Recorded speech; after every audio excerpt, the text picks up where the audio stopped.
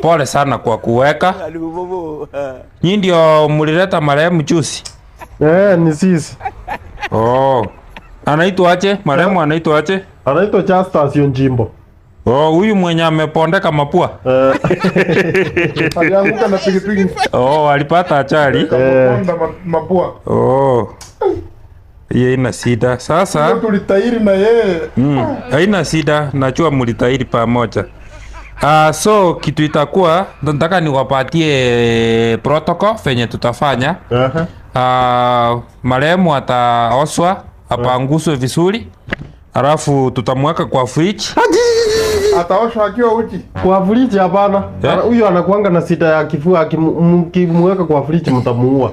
Kwa shida ya kifua la. Hata ni asthma ilimuua. Kama hiyo. Kando na accident. Asthma ilikutana na yeye kwa kifua.